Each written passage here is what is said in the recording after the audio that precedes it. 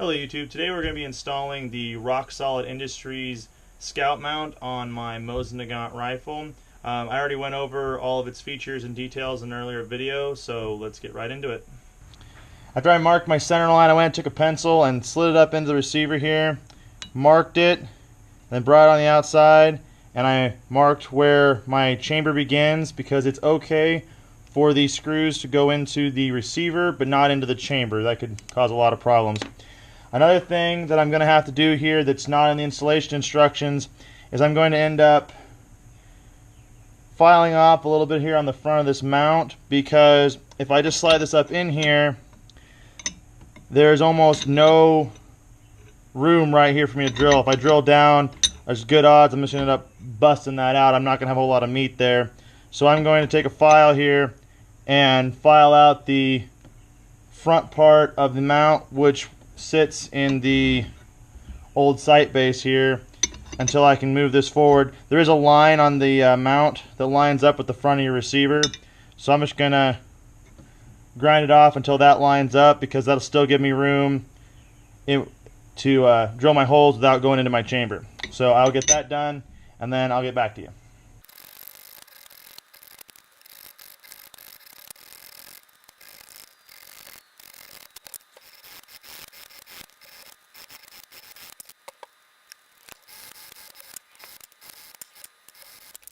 Alright, so when I was doing this, I put some tape on here to see if I could help protect the mount a little better. I don't know how much help that did, but what I did do was switch to this triangle file, which helped me avoid digging out this area here. You can see I still got a little bit with that square file, but this triangle file worked out really well, and so I just filed this down. Oh, you can see that there.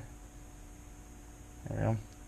Until I could put this in here, and I just went until this hash mark right here lines up more or less at the front of the receiver. I didn't go all the way just because I want to, like, I'm past the point I need to be back here. I don't know how you can see that. And I didn't want to dig in it any more into this than I had to, because I want as much meat there as possible for when I have to drill this hole. Not that I've got a lot of room to spare there, so they obviously thought that through when they were designing this. So next part will be lining this up, and then we will use our transfer punch to mark our holes and start our drilling.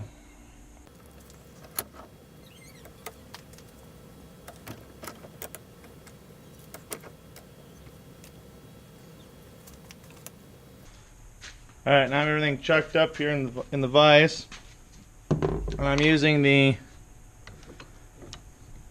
bottom flat of the receiver here to line everything up. I've got this push as far forward as it'll go. I'll make a little adjustment here, sorry. I'm going to tighten that up, and I'm going to mark my front hole with my 3/16 transfer punch.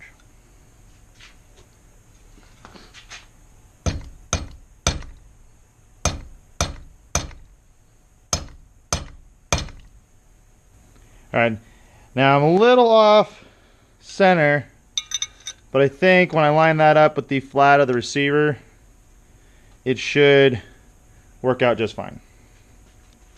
Alright, so I've got my number 21 drill bit chucked up with my drill press here. I've got this block of wood here so I can get the receiver up off of the drill press table enough to drill it straight. There we are, and then I've got my tap oil here. This is just thread cutting oil that I'll be using to lubricate the drill bit.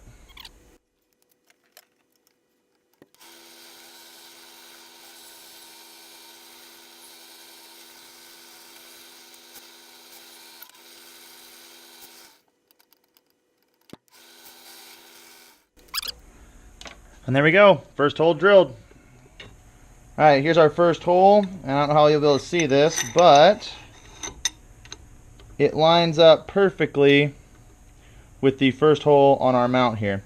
I'm going to go ahead and tap this so that I can tighten down the mount, and then I can use my transfer punch to mark my second hole.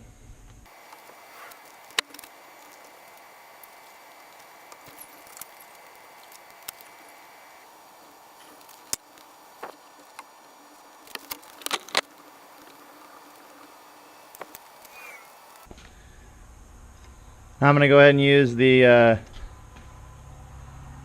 plug tap to go ahead and make sure this is the right size.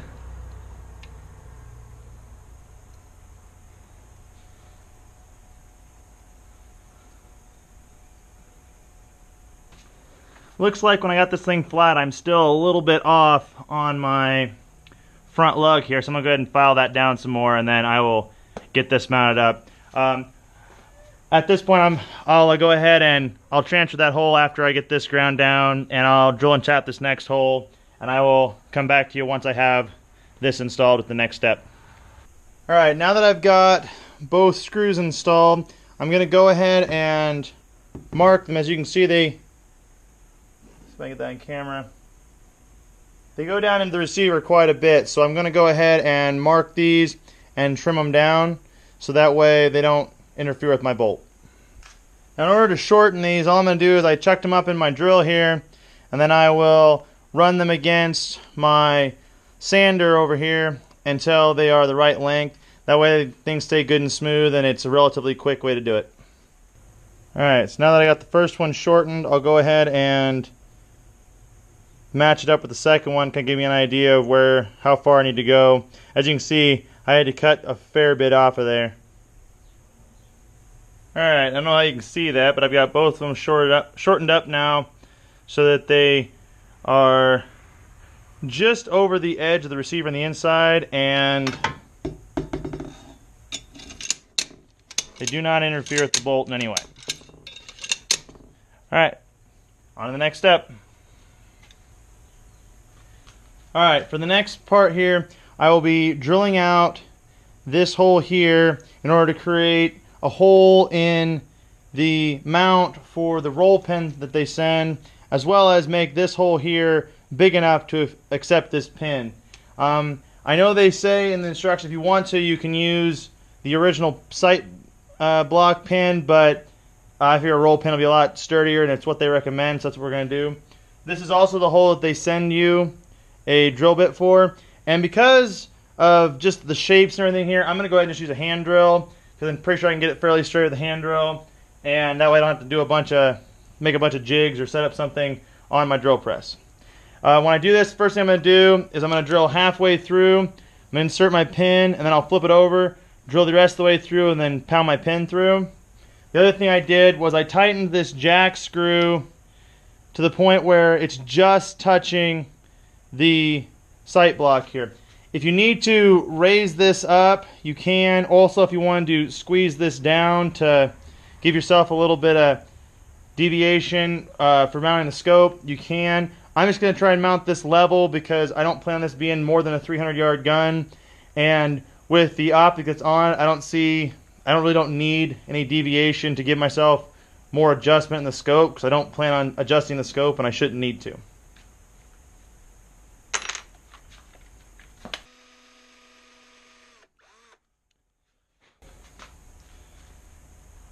And it actually looks like the roll pin will end up being the same size as the hole on here. I don't think I'll have to widen it out at all.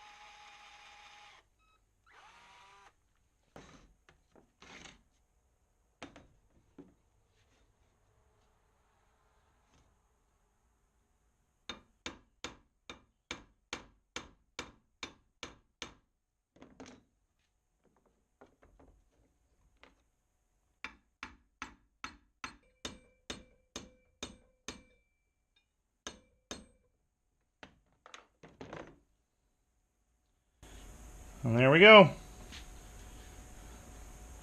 Which is all mounted.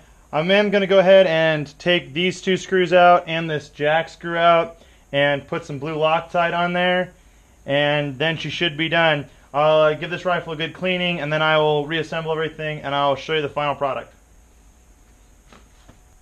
And there it is. It's really not too hard to install. The most difficult part for me was just lining up the tap to do the screw holes. And I think this front one, I got it a little off kilter. Thankfully, once I shortened the screw up, it didn't seem to matter so much, and everything seems good, tight, and rigid.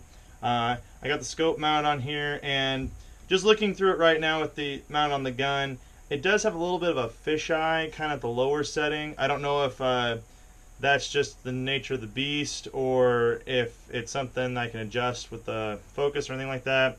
When I get this out to the range, I'll mess with it more and we'll find out. I know on my other scope, it was more of a flat image. It didn't have that fisheye to it. So maybe it's just a nature of this scope in particular.